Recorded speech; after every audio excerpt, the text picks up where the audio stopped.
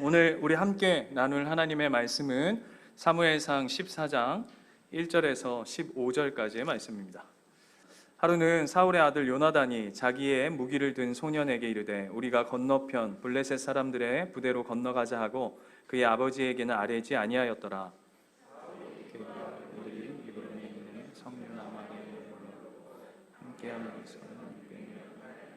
아이야는 에봇을 입고 거기 있었으니 그는 이가봇의 형제 아히두베의 아들이뇨 비느하스의 손자여 실로에서 여호와의 제사장이 되었던 엘리의 증손이었더라. 백성은 요나단이 간 줄을 알지 못하니라.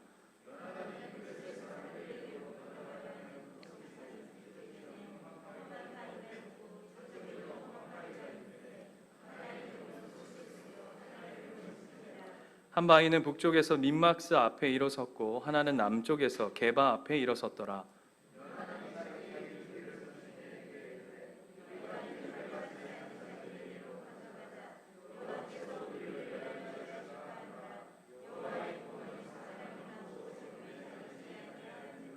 무기를 든 자가 그에게 이르되 당신의 마음에 있는 대로 다 행하여 앞서 가소서. 내가 당신과 마음을 같이하여 따르리이다.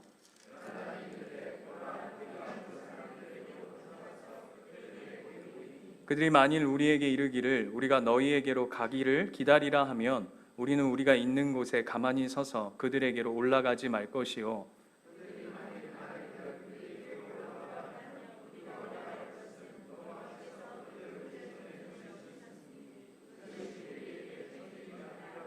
둘이 다 블레셋 사람에게 보임에 블레셋 사람이 이르되 보라 히브리 사람이 그들이 숨었던 구멍에서 나온다 하고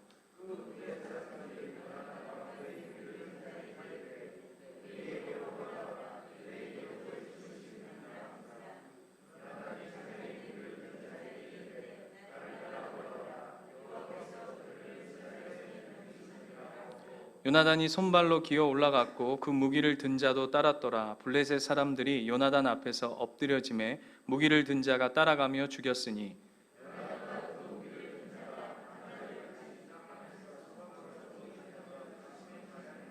같이 읽겠습니다. 들에 있는 진영과 모든 백성들이 공포에 떨었고 부대와 노략군들도 떨었으며 땅도 진동하였으니 이는 큰 떨림이었더라. 아멘. 사무엘상 본문이 이제 갈수록 이제 흥미진진해지고 있습니다. 그렇죠?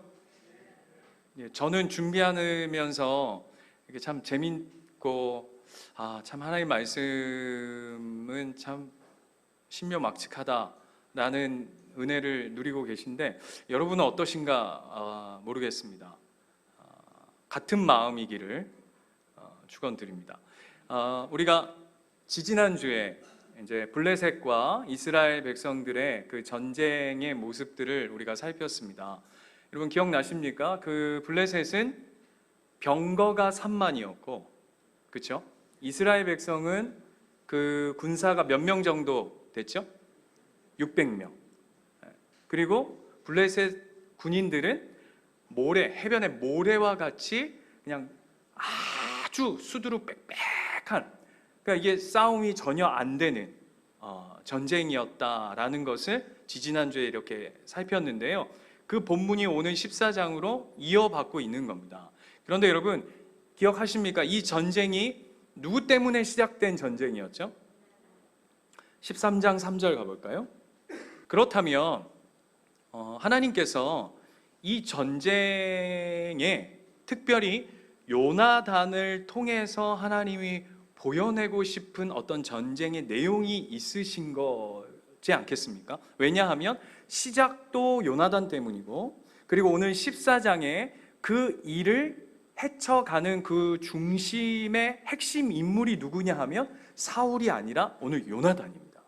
그러니까 오늘 이야기의 주인공은 요나단이고, 이 블레셋과 전쟁의 주인공도 누구냐 하면 사울이 아니라 요나단이라는 것이죠.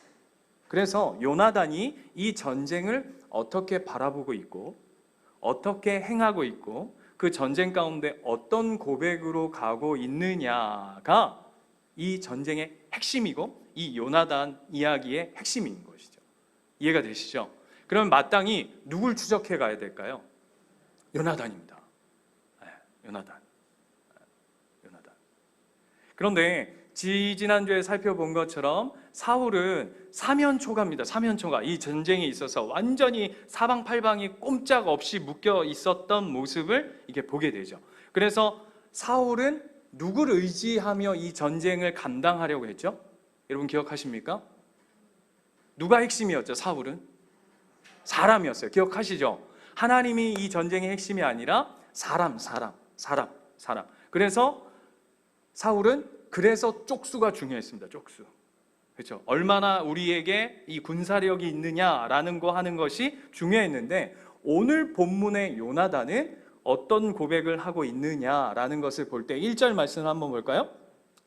어떻게 시작하냐면, 하루는 사울의 아들 요나단이 자기의 무기를 들 소년에게 이르되 우리가 건너편 블레셋 사람들의 부대로 건너가자라고 얘기합니다. 블레셋 사람에게 어떻게 하자고요? 건너가자. 왜 건너가자입니까? 그렇죠. 네. 물리치러 가자 이겁니다. 이해되시죠? 근데 몇 명입니까? 2명입니다. 여러분 기억하시죠? 지지난주에 말씀해 보면 이스라엘 백성에게는 무기가 없었다 그랬어요. 딱 2명에게만 무기가 있었다 그랬습니다. 누구와 누구였습니까? 사울과 요나단이에요. 그런데 오늘 보면 재밌는 게, 요나단이 무기를 갖고 있는데 그 무기를 든 소년이 있답니다. 그럼 요나단은 뭡니까? 예? 빈손이죠. 예를 들어서 요나단이 빈손이면 소년이 들고 있을 것이요, 전쟁이 벌어져서 그 무기를 요나단한테 주면 누구는 또 빈손이 되는 거죠? 무기를 든 그 소년은 빈손이 되는 겁니다. 그러니까 쉽게 말하면 말도 안 돼, 2명 가지고 갔는데 무기도 번갈아 가면서 쓰는 거예요. 그림 한번 상상해 보세요. 요나단이 앞에서 막 이렇게 예를 들면 이렇게 막 칼로 치고 가면 그 뒤에 무기 든 소년은 어떻게 달려갈까요? 그냥 막 주먹으로 때리고, 막 드라마 같은 데 보면은 주인공은 막 무기 들고 싸우는데 그 뒤에 따르는 엑스트라들은 그냥 막 손으로 있다가 막 쟁반 가지고 때리고 막 돌 던지고, 이런 그림이에요. 그러니까 이 그림, 제발 부탁드리오니 이렇게 성경을 읽을 때 우리가 생각과 상상을 좀 하셔야 됩니다. 부탁드릴게요. 이게 우리가 가지고 있는, 예수 믿는 사람들이 가지고 있는 거룩한 병이 있는데, 그 병이 뭐냐 하면 상상도 굉장히 거룩하게 하고, 그냥 성경은 있는 모습 그대로를 드러내고 싶고, 인간의 어떤 상황과 배경 속에 아무것도, 우리와 실상이 똑같은 모습들을 드러내고 싶은데, 우리가 가지고 있는 어떤 고정관념, 아브라함은 이럴 거야, 사울은 이런 사람일 거야, 다윗은 이런 사람일 거야, 요나단은 이런 사람일 거야 라고 하는 우리가 그려놓은 어떤 그림들 때문에 성경이 정작 우리에게 보여내고 싶은 장면을 오해할 때가 너무나도 많아요.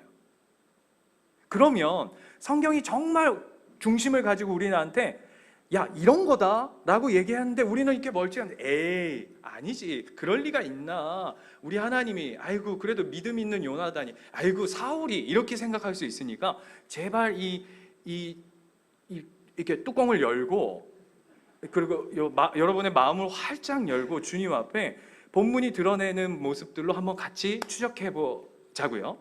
그런데 그 고백에서 블레셋에게 넘어가자 그랬는데 6절로 가보시면 그 고백이 이렇게 바뀝니다. 6절 한번 같이 읽어보겠습니다. 시작. 요나단이 자기의 무기를 든 소년에게 이르되 우리가 이 할례 받지 않은 자들에게 건너가자. 자, 블레셋이 뭘로 바뀌어 있죠? 할례 받지 않은 자. 바꿔서 얘기하면 할례 받지 않은 자라는 건 어떤 이야기입니까? 하나님 모르는. 근데 이렇게 생각하시면 안 돼요. 지금의 불신자를 얘기하는 것이 아니라, 우리 지난번에 우리가 말씀에서 비슷한 내용들을 상고했던 것처럼 하나님을 거부하고 하나님을 거역하고 하나님을 반대하는, 우리식으로 얘기하자면 사탄, 세상, 죄성의 어떤 그 압축 부분을 한마디로 뭐라고 표현한 거냐면 할례 받지 않은 자다라고 표현한 겁니다. 이게 왜 중요하냐면, 오늘 요나단은 자신이 싸워야 할 대상에 대한 명확한 이해가 있었습니다. 이게 너무 중요한 겁니다. 내가 지금 싸우는 대상이 누군가를 아는 것. 여러분, 우리가 신앙생활 할 때도 뭘 착각하냐면, 뭘 놓치냐면 내가 싸워야 할 대상과 내가 사랑해야 할 대상을 혼동해요. 자, 퀴즈 냅니다. 남편은 싸워야 할 대상입니까? 사랑해야 할 대상입니까? 아멘. 자, 우리의 아내는 사랑해야 할 대상입니까? 싸워야 할 대상입니까? 근데 왜 그러세요? 그죠? 여러분, 신앙은 내가 싸워야 할 자가 누구인지를 명확히 이해하는 겁니다. 여러분, 아이고 목사님, 제가 그거 정도도 모를까요? 아니요, 우리가 많이 실수하죠. 대표적인 예로 여호수아 5장에 가면 여호수아 앞에 그 여리고 전투를 앞두고, 여리고 전투 아시죠? 여리고 전투를 앞두고 칼 든 사람이 갑자기 여호수아 앞을 딱 가로막습니다. 그랬더니 여호수아가 이렇게 묻습니다. 당신은 우리를 위하는 자입니까? 아니면 우리의 적을 위하는 자입니까? 그랬더니 그 칼 든 사람이 뭐라 그러죠? 나는 여호와의 군대 장관이다. 그랬더니 여호수아가 그 발 앞에 엎드려 그분 앞에 부복합니다. 그랬더니 그 여호와의 장관인 그 군대 장관이 뭐라 그러죠? 우리식으로 하자면 여호와의 사자라고도 하고 천사라고도 하는 네 신을 벗으라 라고 얘기합니다. 그래서 여호수아가 그 말씀 앞에 철저히 따르죠. 정확하게 구분되어 있어야 돼요. 대표적으로 여러분, 내가 싸워야 할 것과 내가 사랑해야 할 대상을 이해 못한 대표적인 인물이 있습니다. 이 본문 가까이에 있습니다. 누구죠? 사울입니다. 왜요? 사울의 적은 누구였습니까? 블레셋이었어요. 그리고 더 깊이 들어가 보면 우리가 이제 앞으로 계속 말씀을 살펴볼 텐데, 사울의 궁극적인 적은 블레셋 동시에 자기 자신이었죠. 내 안에 있는 죄성, 내 안에 내 자아, 하나님의 뜻을 쫓지 않는 내 안에 나와 싸우는 궁극적인 그 자리였는데, 사울은 그걸 혼동해요. 그래서 그 평생, 그가 왕으로 등극하고 나서 그 평생을 무슨 짓을 하죠? 다윗을 쫓는 삶을 살아요. 그러니까 내가 싸워야 할 자가 누구인지 사랑해야 할 자가 누구인지 이게 구분이 안 되는 것이죠. 우리 모습도 비슷하다니까요. 여러분, 제가 학교 다닐 때요, 대학원 때 교수님께서 그런 말씀을 하셨어요. 이제 우리가 뒤에 가면 또 살펴볼 내용이지만, 성경은 일부 일처제가 성경적이다. 맞습니까? 여보세요? 여러분, 일부 일처제가 아닙니까? 여러분, 일부 다처제를 원하세요? 아니죠? 예, 한 명 데리고 사는 것도 지금 만만치 않은데 일부 일처제가 성경적이죠. 그런데 성경의 많은 인물들을 보면 오늘 아직 등장하진 않았지만 다윗만 봐도 부인이 여러 명입니다. 그죠? 그래서 교수님이 그러니까 교수님이 저희를 얘기하면서 뭐라고 말씀하셨냐면, 성경에서 일부 일처제의 제도가 깨어져 있는 모든 사람은 죄의 자리에 있는 거다, 이렇게 얘기를 하시는 거예요. 그래서 제가 손을 번쩍 들고, 교수님 그렇게 말씀하시면 너무 단면만 보시는 겁니다, 이렇게 이제 얘기를 했어요. 그랬더니 이제 교수님하고 이제 저희 교실에 한 80명, 90명이 있는데 저하고 교수님하고 막 옥신각신한 겁니다. 본문에 보면 다윗이 부인이 여러 명인데, 하나님께서 다윗의 밧세바를 범했을 때도 하나님께서 다윗한테 뭐라고 얘기했냐면, 네가 부인이 더 필요했다면 내가 너에게 주었을 것이다 라고 얘기했습니다. 그러면 어떻게 하나님께서 부인이 여러 명이라는 것이 단편적인 죄라면, 이해하십시오.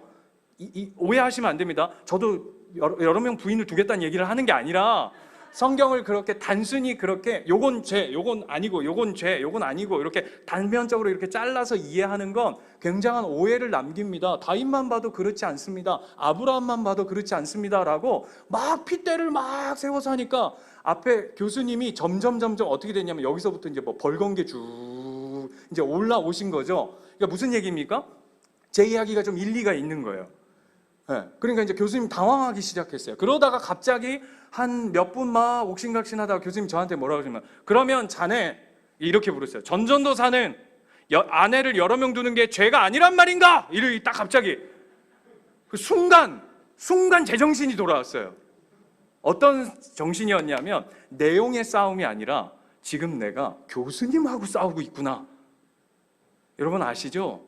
교수님하고 싸우면 무조건 누가 손해입니까? 학생입니다. 왜요? 학점으로 말하기 때문입니다. 그래서 제가 순간 이제 이성을 찾았어요. 그리고 제가 뭐라고 고백했냐면 그렇단 얘기죠. 그렇단 얘기지. 제가 꼭 제 의견이 맞다는 건 아닙니다, 교수님. 이라고 그 위기를 모면했던 적이 있습니다.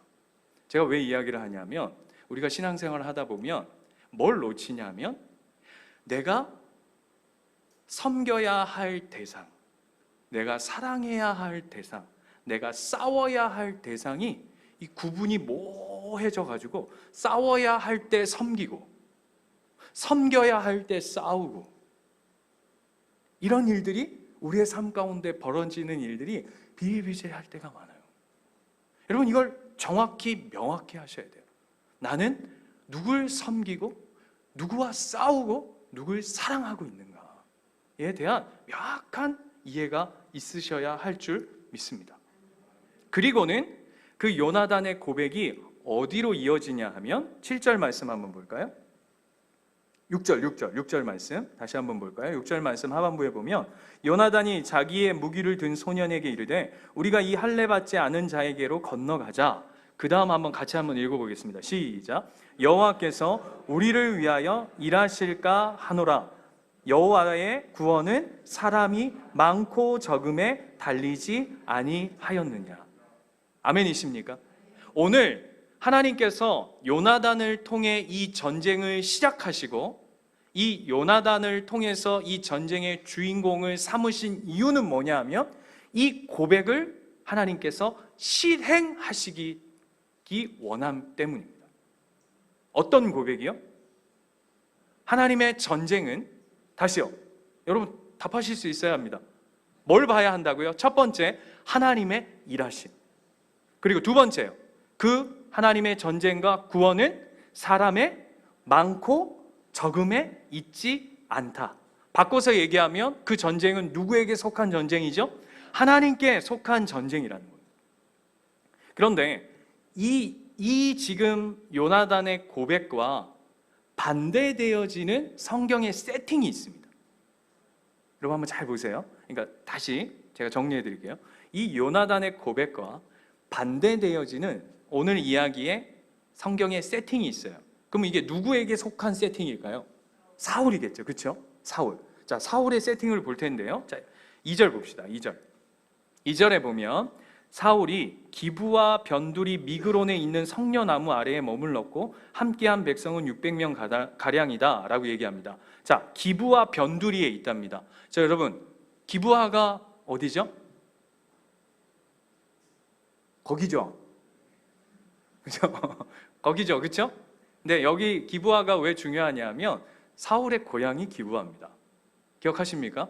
네, 베냐민 지파 기브아 그 사울의 고향입니다. 바꿔서 얘기하면 지금 사울은 홈 어드밴테이지를 얻고 있는 거죠. 이해가 되세요? 자, 그리고 거기에 군인이 그나마 어쨌든 몇 명 있습니까? 600명 있습니다. 자, 여러분 600명이 많습니까? 2명이 많습니까? 여보세요? 우리 초등학교 우리 아들도 아는 자, 600이 큽니까? 2가 큽니까? 600이 큽니다. 자, 그리고 자, 3절 보세요. 3절에 보면 거기에 누가 있었다라고 얘기하냐면 제사장이 있었답니다. 제사장이 뭘 입고 있었다고요? 에봇을 입고 있었답니다. 그러면 여러분 한번 잘 생각해 보세요. 홈코트예요. 그래도 그나마 많은 숫자는 아니지만 600명가량의 군인들이 모여 있습니다. 그리고 거기에 목사가 있고 목사가 그냥 있는 것이 아니라 예를 들면 우리 그냥 이해를 돕기 위함입니다. 저희는 그렇게 가운을 자주 안 입는데 목사님들 이렇게 가운 입으시는 거 보신 적 있으시죠? 네, 목사가 이렇게 특히 뭐 카톨릭이나 이런 거에 가면 옛날에 이렇게 구교 전통에 보면 이렇게 교황 같은 분들이 이렇게 입고 이렇게 제가 말씀드리지 않아도 알겠죠? 네, 그걸 입고 전쟁의 그 기브아의 홈코트에 이렇게 그분이 그림으로 그냥 상상해 봅시다. 이렇게 지팡이 하나 딱 들고 이렇게 딱 있습니다. 그리고 600명 가량이 있습니다. 그리고 거기에 사울이 있습니다. 그리고 오늘 3절을 보시면 다시 한번 볼까요? 3절에 보시면 3절을 지나 4절에 보시면 그 주변에 뭐가 있다고 성경이 계속 얘기하냐면 험한 바위, 험한 바위, 큰 바위, 큰 바위가 있대요. 이게 어디에 있답니까? 여보세요. 어디에 있다고요? 블레셋 쪽에 있대요. 그러면 여러분 한번 생각해 보세요. 블레셋 쪽에 큰 바위가 있지만 블레셋도 그 큰 바위를 넘어와야 이스라엘 쳐들어오는 거죠. 자, 제가 지금 왜 이렇게 이야기를 하냐면 사울의 홈코트예요. 600명가량의 군인이 있어요. 거기에 목사가 있어요. 그것도 어떤 상징성을 가지고 있는 종교적 힘을 가진 자가 그와 함께해요. 그리고 그 앞에 여러 가지 장애물들이 이렇게 가로막혀져 있어요. 여기까지 정리되셨죠?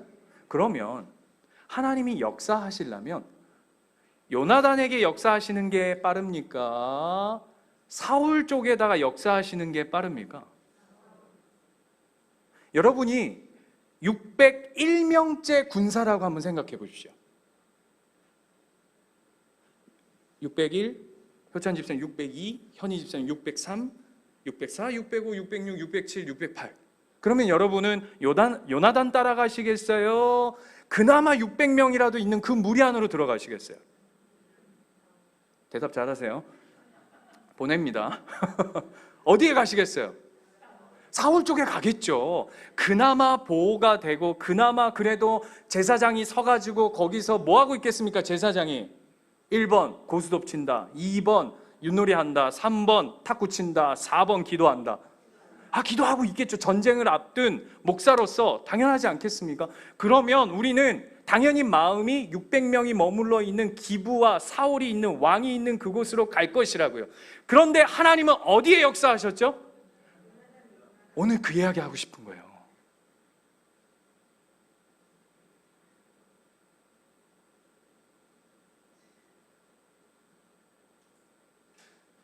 우리 뭘 믿고 사는 거냐? 뭘 의지해서 사는 거냐? 상황, 환경. 아까 얘기했잖아요. 요나단이. 이 전쟁의 구원은 사람의 많고 적음에 달려있지 않다. 그 고백을 하나님께서 인정하고 받으시는 거죠. 제가 모교회에서 유초등부를 사역할 때였어요. 그래서 교회가 너무 구체적인 얘기를 들으면 서로 피차 은혜가 떨어지기 때문에 교회가 어느 정도 이제 규모가 돼서 아이들이 이제 조금씩 늘기 시작했습니다. 교회 학교에. 그리고 이제 교회에 원래 드리던 공간이 있었는데 아이들이 늘어나다 보니까 다 수용이 안 돼가지고 교회가 이제 앞에 이제 교회 바로 앞에 그 이제 사택처럼 쓰던 공간들이 있었는데 그걸 이제 허물고 거기에다 이제 4층짜리 교육관을 이제 올리게 된 거예요.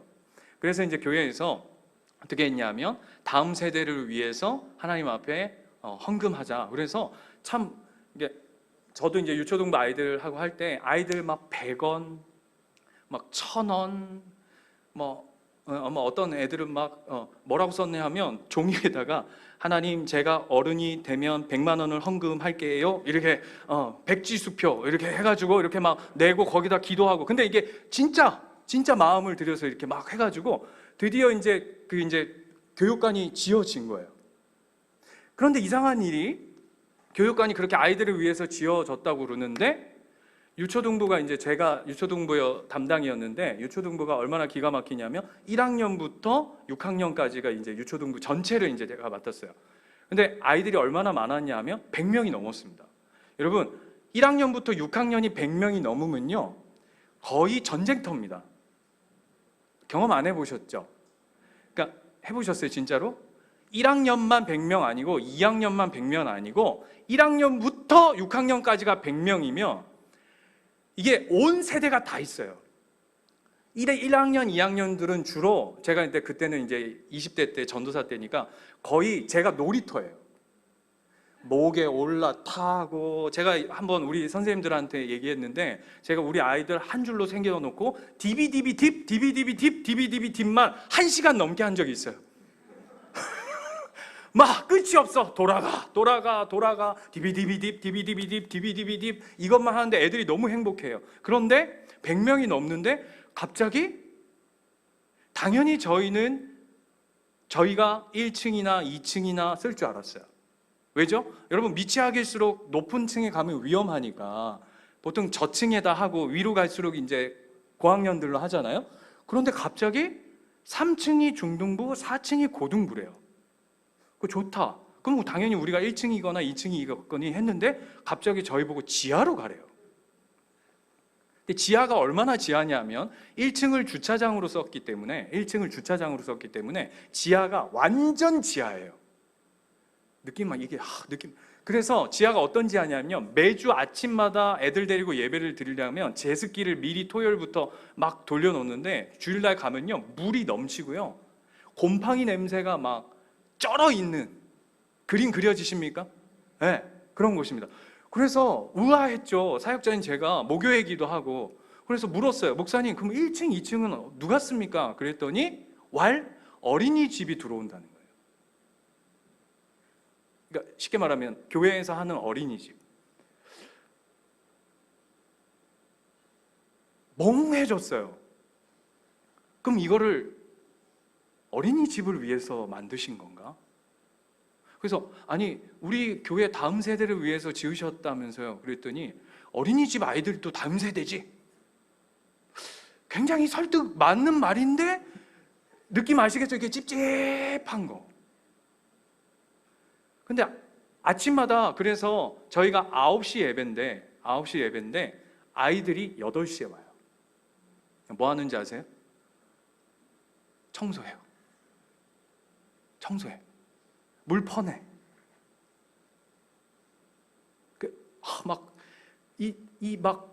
이 사역자로서 이 불편한 마음 이해하시겠습니까? 이게 교회가 아이들을 위해서 지었다고 해놓고는 정작 아이들은 지하에다가 밀어 넣어놓고는 이게 뭐 하는 짓일까? 라고 하는 막 불만과 불평과. 그런데 놀라운 일들이 벌어지는 게 아이들이 친구들을 전도해 오기 시작하고 제가 불편한데 아이들이 뭐라 그러냐면 전도사님 괜찮아요. 여기가 제일 넓어요. 그리고 여름에 제일 시원해요. 제가 그 시간들을 한 3년 넘게 겪으면서 장소가 중요한 게 아니구나. 환경이 중요한 게 아니구나. 하나님이 어디에 역사하시느냐가 너무나도 중요하구나. 지하에서 올라오는데 우리는 늘 행복해. 위에서 내려오는데 늘 우중충해. 그럼 누가 행복한 겁니까? 지하가 행복합니다. 여러분 깊은 지하, 반지하 이런 인생을 경험해 보신 분들 계시죠? 저 어렸을 때만 해도 반지하 집, 지하 빵 이런 거 진짜 많았습니다. 비 오면 물 퍼내고 막 이런데 경험해 보셨죠? 안 해보셨으면 해보시기를 축원드립니다. 이게 무슨 교회 목사가 무슨 반지하를 경험해 보러 축복을. 근데 놀라운 그 안에 은혜가 있어요. 오늘 하나님 그 얘기하는 거예요. 600명이 중요하니? 목사가 중요하니? 에봇이 중요하니? 너를 보호해주는 무슨 가림막들이 중요하니? 거기에 왕이 있는 게 중요하니? 단 한 명이든 두 명이든 그곳에 하나님을 고백하는 그 믿음으로 나아간 그 한 사람을 통해 하나님은 역사하시는 거죠. 그래서 9절 보세요. 재밌는 일이 요나단이 이렇게 고백합니다. 그 올라갔는데 보니까 만만치 않잖아요. 그래서 이제 요나단이 이런 얘기를 합니다. 자, 그 소년, 자기의 무기 든 소년하고 자, 여기서 우리가 확인할 게 있는데 그 확인할 내용이 뭐냐 하면 이 전쟁을 하나님께서 우리에게 붙이셨냐 안 붙이셨냐.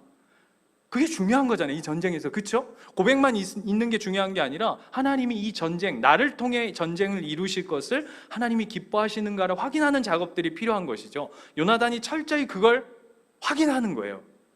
내가 싸워야 할 때인가? 아니면 물러설 때야 할 때인가? 하나님의 뜻을 여쭙는 자리죠. 그걸 뭘로 확인하냐 하면 요나단이 이렇게 얘기합니다. 우리가 블레셋 사람들을 만날 터인데 블레셋 사람들이 야, 너 거기 있어. 거기 딱 서 있어. 우리가 니들 잡으러 가 하면 이 전쟁은 하나님 우리에게 붙이신 게 아니고, 우리가 둘이 있는데 블레셋 사람들이 우리 보고 일로 올라, 일로 와, 이리 와, 이리 와, 컴온, 컴온.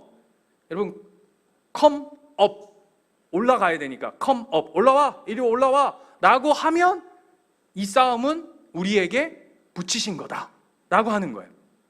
이해되세요? 자, 그런데 12절 보세요.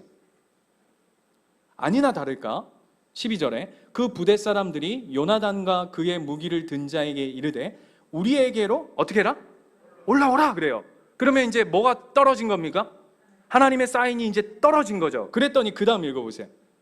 너희에게 보여줄 것이 있는지라 한지라 요나단이 자기의 무기를 든 자에게 이르되 나를 따라 올라오라. 그 다음 같이 읽겠습니다. 시작. 여호와께서 그들을 이스라엘 손에 넘기셨느니라 하고. 재밌는 건 지금 자기 둘만 올라가고 있잖아요. 요나단과 그 밑에 이제 죄송합니다 이런 표현 써서 그냥 꼬봉 하나 데리고 이렇게, 우리 집사님은 저보다 더 전문 용어를 자주 사용해 주셔가지고 제가 설교가 너무 쉬워지고 있어요.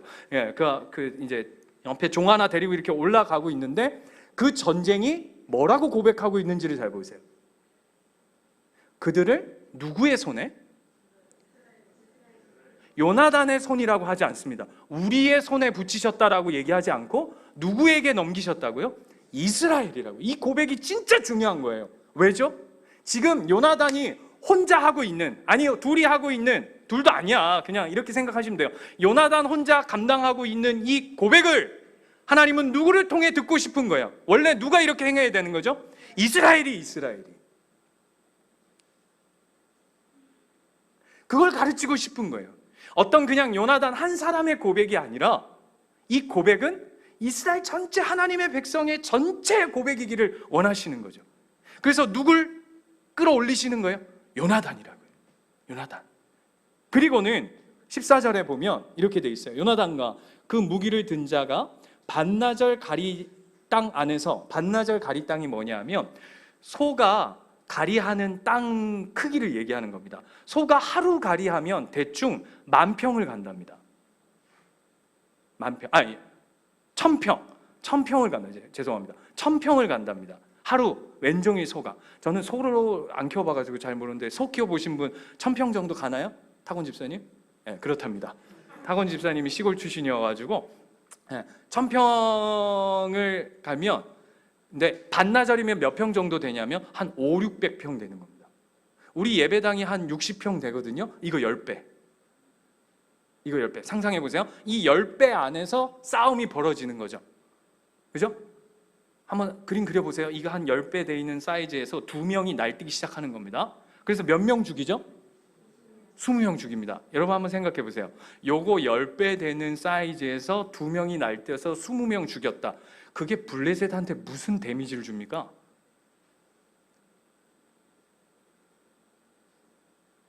여러분 200명도 아니고 3만 명 있다니까. 무수한 모래처럼 블레셋 사람들이 있는데 거기에 고작, 죄송해요, 야 목사가 무슨 이 20명 죽은 걸 저렇게 대수롭지 않게 여기냐 이렇게 얘기하지 마시고 생각해 보자고요. 적을 죽이는데 고작 그 수많은 사람들 중에서 그것도 한 600평 사이즈에서 2명이 날뛰어가지고 20명 죽였어요. 그게 엄청난 블레셋에게 데미지인가요? 아니죠. 안 그래요? 그렇죠? 그런데 이 이야기가 어떻게 끝나는지를 잘 보세요. 15절. 들에 있는 진영과 모든 백성들이 공포에 떨었고 부대와 노략군들도 떨었으며 땅도 진동하였으니. 땅이 진동하는 게 뭡니까 여러분? 지진이죠, 지진. 그랬더니 이는 큰 떨림이었더라. 거기에 보면 각주가 달려서 맨 밑에 보시면 뭐라고 되어 있죠? 하나님이 떨리게 하셨답니다. 누구 하나 데리고? 요나단 하나 데리고. 오늘 보면 그 얘기하고 싶은 거예요. 너의 행함이 하나님을 고백하며 행하는 일이 대수롭지 않을 수 있어요. 이게 뭐지? 내가 예수 믿어서 세상 가운데 하나님의 사람으로 산다는 것이 도대체 무슨 영향이 있을까? 아까 우리 백일정 성도님이 그런 고백했죠. 우리 다음 세대를 위해서 좀 환경적인 부분도 참 애쓰자. 그래서 막 우리 분리수거하고 이런 게, 우리 교회에서도 막 분리수거하고 이런 게, 그거 할 때 되면 누구는 막 그냥 다 갖다 버리는데 이게 뭐 그냥 남들 다 저거 신호 위반할 때, 저 오늘 아침에 올 때도 주일날 제가 아침에 좀 일찍 나서면 도로에 차가 하나도 없어요. 도로에 차가 하나 없고, 특징이 뭐냐면 양산은 다 비보여가지고, 여기 주변은 비보여가지고 이 도로 신호가 엄청 길어요. 이게 사람 환장하는 거거든요. 별로 느낌이 없으시네. 다른 건 잘 참는데 신호가 이거 긴 거는 이게 왜 이렇게 안 참아지는지. 파란불이 떨어지는데 한 1시간 걸리는 것 같아. 그래서 서가지고 시동을 계속 걸고, 그 다음에 뭐 하는지 아세요? 계속 주변을 두리번거려. 왜요? 사람만 없으면 한번 건너볼까? 이 마음이 있는 거죠. 그러면서 그런 생각이 드는 거예요. 내가 이거 파란불 지키는 게 이게 무슨 뭐 대단한 일일까? 여러분, 그런 생각 안 해보세요? 내가 진짜 예수 믿어서 예수 믿는 자답게 살아간다는 것이 도대체 세상에 얼마나 뭐 대단한 일을 미칠까? 근데 오늘 하나님 뭐라 그러신다고요? 그 작은 고백과 믿음의 작은 몸부림을 통해 하나님은 하나님의 놀라운 일들을 만들어 가십니다. 진짜 아멘이셔야 돼요. 아무도 보지 않을 때 하나님 앞에 여러분의 마음을 들이며 그 중심을 쫓아갈 때 하나님은 그 일들을 통해 하나님의 놀라운 기쁨의 사역들을 이루어 가신다고 오늘 누구를 통해 말씀하신다고요? 요나단을 통해. 저는요, 우리 사랑하는 예수님교회 가족 한 분 한 분, 여러분의 가정 한 가정이 하나님의 놀라운 일하심을 경험하길 축복합니다. 아멘이 왜 이렇게 작죠? 저는 여러분 한 분 한 분이 하나님의 놀라운 기적을 맛보시기를 축원합니다. 이 15절의 고백처럼 그 2명, 아니요, 요나단 1명을 통해 그 땅이 진동하고 하나님의 놀라운 역사가 그 요나단에게 부어졌던 것처럼, 저는 여러분 한 분 한 분을 통해 그런 역사가 이루어지시기를 진짜 두 손 들어 축원합니다. 그런데 어떻게 하면 그렇게 될까요? 그게 이제 오늘 키워드 아니겠습니까? 어떻게 하면 우리의 가정에, 내 심령 가운데 그 하나님의 놀라운 일하심을 맛볼 수 있을까? 그게 7절이에요. 7절로 다시 돌아가 볼까요? 무기든 자, 이 사람은 이름도 없어. 이 소년은 이름도 없어요. 이 사람은 천국 가면 네임이 뭐죠? 무기든 자. 에? 성이 무요, 이름은 든 자예요? 아니네. 아무튼 그런 겁니까? 이름도 없어요. 그런데 요나단의 고백만큼 이 무기든 자의 고백이 놀라운 고백인 거예요. 자, 읽어봅시다. 7절 시작. 무기를 든 자가 그에게 이르되 당신의 마음에 있는 대로 다 행하여 앞서 가소서. 이게 누가 할 고백이냐면 우리가 하나님 앞에 드려야 할 고백이에요. 이렇게 하나님 당신의 마음에 있는 대로 다 행하시옵소서. 앞서 가소서. 나는 뭐 하겠나이다? 뒤를 따르겠나이다. 이 사람, 하나님의 마음에 부어진 하나님의 뜻대로 하나님의 계획하심에 따라 그 길을 묵묵히 걸어가는 그 한 사람을 통해 하나님은 놀라운 하나님의 일을 이루어 가실 줄 믿습니다. 저는 여러분이 그 하나님의 뒤를 따르는 그 한 사람이 되시기를 축원합니다. 그 다음 보세요. 그 다음 뭐라고 고백하죠? 내가 당신과 마음을 같이 하여 따르리이다. 이게 하나님은 무기든 자의 고백되기를, 요나단의 고백되기를, 더 나아가선 이스라엘의 고백되기를, 더 나아가선 오늘 이 본문을 보는 하나님의 모든 백성들의 고백이기를 원하시는 거예요. 제가 지난주 목요일 날 전주를 다녀왔어요. 멀더라고요. 좀 쉬었다가 왔다 갔다 하니까 왕복 한 7시간이 걸리더라고요. 사실 가기가 싫었어요. 여러분, 제가 지금 아시다시피 지금 뭐 7시간을 어디 갔다 올 형편이 아니지 않습니까? 예, 불철주야 지금 불침번 서야 되고, 그죠? 교회 지켜야 되고 말씀 준비해야 되고 했는데 어디 7시간을 비우게. 여러분 7시간이 아니라 차를 7시간 타보시면 여러분 어떻죠? 겁나 피곤합니다. 그죠? 이제 갔다 왔는데 왜 갔냐면 저희 개척했을 때도 오셨지만 저희 학교 다닐 때 이렇게 동기 목사님들, 선교사님들이 계세요. 4분은 선교사님이고 3명은 이제 목회를 하는데, 이제 오늘 갔을 거예요. 이제 오늘 아마 이제 세네갈로 들어갔을 건데, 세네갈 선교사님이 이제 오늘 이제 세네갈로 출국하는 날이어서 이제 오늘 떠나면 이제 언제 볼지, 우리 동역하는 우리 사랑하는 선교사님을 언제 볼지 몰라서 이제 서울에서 오고 뭐 여기 양산에서 가고 각지에서 이제 전주에 그 세네갈 선교사님 집이 이제 전주여가지고 이제 거기서 모였어요. 그래서 이제 모여가지고 막 이런저런 얘기하는데, 이제 가면서도 이제 저 혼자 이렇게 가는데도 가면서 반은 어떤 마음이냐면 보고 싶고 이제 언제 보겠냐 하는 마음이고, 한편으로는 이 갔다 오면 이 데미지가 금요일, 토요일, 주일까지 다 할 텐데 피곤한데 하는 두 마음이 막 있는 거예요. 그리고는 이제 딱 도착했는데 세네갈 선교사님이 이제 한 5년, 6년 사역하시고는 코로나 때문에 이제 들어오셨어요. 코로나가 터지면서 이제 들어왔는데 아들만 셋이에요. 아들만. 여러분 일단 아들 셋이라는 건 게임이 끝난 겁니다. 그죠? 초등학교 2학년, 그 다음에 7살, 그 다음에 5살인가 뭐 이래요. 아들만 5. 그러면서 이제 저한테 너는 도대체 무슨 복을 누리기에 갔는데 6명이 모였거든요. 한 명은 저 미얀마 신선교사님, 그 멤버니까 한 명 가 있고. 그러니까 6명이 모였는데 6명 중에 저 혼자만 딸이 있는 거예요. 그래서 다들 뭐라 그러냐면 도대체 너는 무슨 복이 있어가지고 그것도 딸 하나도 아니고 둘을 누리냐.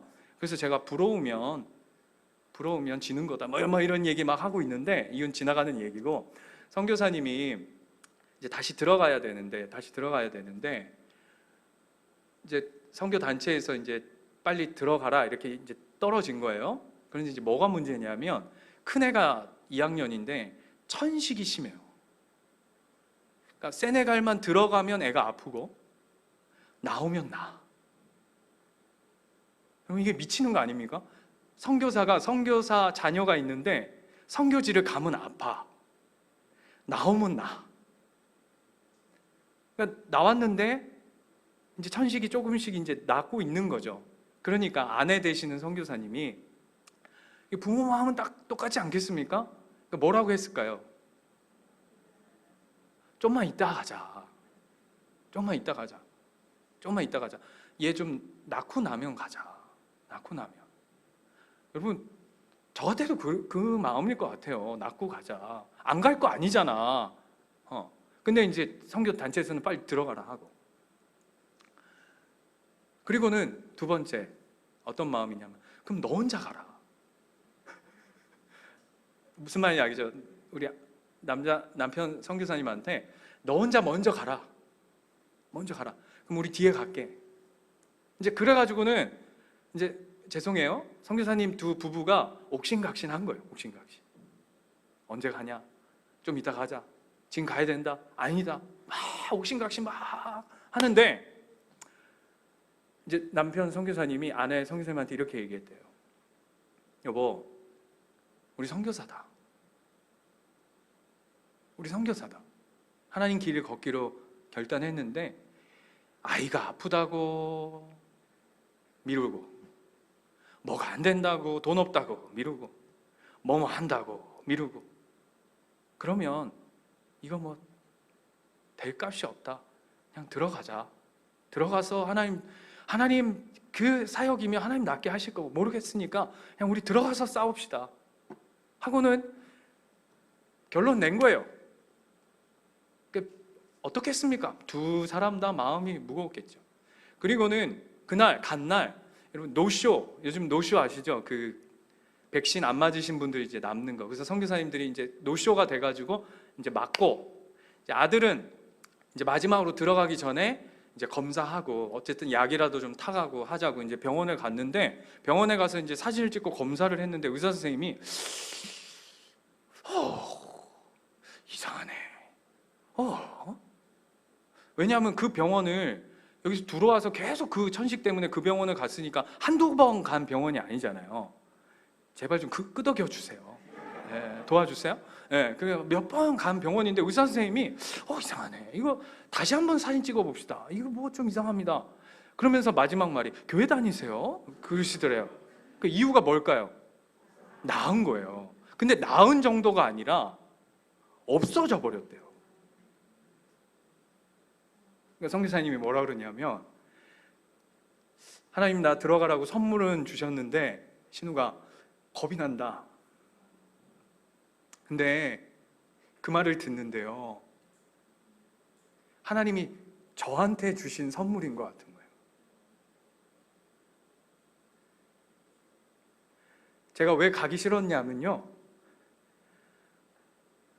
다 죄송한 얘기인데 그지같이 살아요. 목사 셋도 그지 같고 선교사들도 다 참 왜 저래? 이렇게 하나님 일하시는데 왜 좀 이렇게 시원시원하게 좀 일 안 하시고 저렇게 하나님 앞에 달려가겠다고 목숨 거는데, 근데 그게 보기가 그냥, 그러니까 이런 거 아시기, 이게 묘한 감정이 있는 거예요. 묘한 감정. 안 보고 싶은 거지, 안 보고 싶은 거지. 그리고 우리는 좀 이제 죄송해요 이렇게 표현해서 우리 교회는 이제 조금 세워져 가고 있으니까 이제 마음이 이런데, 그 고백을 듣는데 하나님 저한테 이런 음성을 주시는 것 같아요. 얘야, 내 마음이 어디에 있니?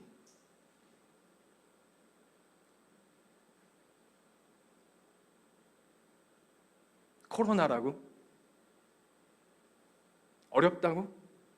안 된다고? 힘들다고? 아니, 난 여전히 하나님의 고백을 믿는 자와 함께한다. 난 역사한다. 사람의 많고 적음이 아니라 하나님의 일하심에는 능력이 있음을, 그래서 그 뜻을 따르는 자, 그 마음에 합한 자들을 통해 난 여전히 나의 일들을 이루어간다. 여러분, 저는 여러분이 그 삶을 사시기를 축원합니다. 축원합니다. 아멘이십니까? 그래서 오늘 너무 기가 막힌 게, 오늘 우리 성찬식 있잖아요. 성찬의 고백이 뭐죠? 그리스도와 연합한다는 거예요. 그리스도와 함께 한다는 거예요. 저는 여러분이 그 고백으로 하나님 앞에 서시는 시간들 되었으면 좋겠습니다. 우리 영상이 하나 있습니다. 우리가 왜 성찬을 해야 하는지, 성찬이 어떤 의미인지를 우리 교수님이, 저를 가르쳐 주셨던 교수님의 음성을 통해서 한번 여러분 귀 기울여. 성찬식이 왜 중요한지 우리 생각해 보도록 하겠습니다. 성찬은 예수 그리스도를 믿는 사람들이 은혜 언약에 동참했다고 하는 것에 표와 그다음에 인을 쳐주신 것이다, 그렇게 말할 수 있어요. 하나님께서 우리를 그리스도와 함께 죽고 살아나게 만드신 것에 대해서 표해 줄 뿐만 아니라 다시 한번 도장을 찍어주는 겁니다. 그래서 이 사실을 통하여서 우리가 복음에 참여한 사람들임을 명백하게 드러내게 되고, 하나님께서는 우리가 참으로 은혜 언약에 속한 은혜 언약의 백성임을 우리에게 도장 찍어 주시는 것이죠. 따라서 이 성찬신을 통하여서 우리의 죄악에도 불구하고 우리가 그리스도 은혜 가운데 있음을 다시 한번 확인하게 되고, 주로부터 힘을 얻어서 이 땅 가운데 복음에 충실한 사람으로서의 삶을 살게 되어지는 겁니다. 이것은 우리에게 특별히 다음과 같은 세 가지 의미를 지니는데요. 우리가 그리스도와 함께 죽고 살아났다. 그리스도의 그 몸이 우리를 위해서 찢겨졌을 때 우리도 거기에 같이 참여했고, 그리스도의 피가 우리 위해서 흘려졌을 때 그 피가 우리를 위한 것임이 명백하게 드러나는 겁니다. 그래서 그리스도의 속죄 사실의 표로서 우리에게 의미 있는 일을 하는 것이죠. 두 번째는 그리스도께서 우리를 위해서 양식이 되신다고 하는 것을 우리에게 말해주는 거죠. 그래서 이스라엘 사람들이 식사를 하던 떡과 포도주를 가지고 이 일을 했던 것입니다. 그래서 예수 그리스도께서 우리의 영적인 양식으로 또한 영적인 음료로서 우리에게 영적인 자양분을 공급해 주시고 우리의 영혼을 상쾌하게 하는 일을 한다고 하는 것을 바깥으로 나타내는 것이죠. 세 번째는 우리가 다 한 가족임을 드러내는 것입니다. 그래서 우리가 한 떡에 참여하는 겁니다. 한 포도주에 참여하는 것입니다. 이것이 우리가 성찬에 참여하는 의미고, 이렇게 성찬에 참여할 때 우리는 진정한 의미에서 하나님의 백성임을 이 세상 가운데 드러내는 것입니다. 이 일에 참여하는 모든 사람들은 그리스도께서 우리를 위하여 죽으셨음을 온 세상 가운데 우리의 행위로서 드러내는 것이고, 동시에 이 사건에 참여한 사람다운 삶을 살고 우리의 입으로 복음을 증거함으로써 그리스도의 이 세상에서 속죄를 이루기 위해서 죽으셨음을 세상에 알리는 역할을 해야 할 것입니다. 우리 교회는, 저희 예수인 교회는 여러분 아시다시피 성찬을 자주 합니다. 그 종교개혁 전통에 따르면 성찬을 매주 했다고 하죠. 모일 때마다. 왜냐하면 아까 우리가 교수님 통해서 나누어 주신 그 고백이 우리 가운데 동일하게 있습니다 라는 것을 고백하고 인정하는 겁니다. 그래서 이 성찬은 자격을 묻지 않습니다. 그러나 그 하나님이 날 위해 죽으셨습니다 라고 하는 그 고백을 가진 하나님의 백성은 누구든지 이 성찬에 참여할 수 있습니다. 그리고 내가 이 성찬을, 예수 그리스도의 피와 살을 나누기에 하나님, 내가 너무나도 연약하고 부족하고 어쩌면 내가 오늘도 죄악 가운데 있습니다라고 고백하는 자가 계시다면 하나님 앞에 은혜를 구하십시오. 하나님 도와주십시오. 내가 부족하고 연약한 죄 가운데 서 있지만 주님, 당신이 날 위해, 그런 날 위해 죽으셔서 피와 살을 흘려주셨는데 그 은혜의 자리에 동참하겠습니다. 나를 긍휼히 여겨주십시오 하는 마음으로 이 성찬에 함께 하시면 좋겠습니다. 찬양 틀어주시고요. 자유롭게 나오셔서 떡과 잔을 가지고 자리에 돌아가셔서 기도하며 기다리셨다가 제가 기도하면 같이 떼시고 그렇게 진행하도록 하겠습니다. 나오셔서 가져가시면 좋겠습니다.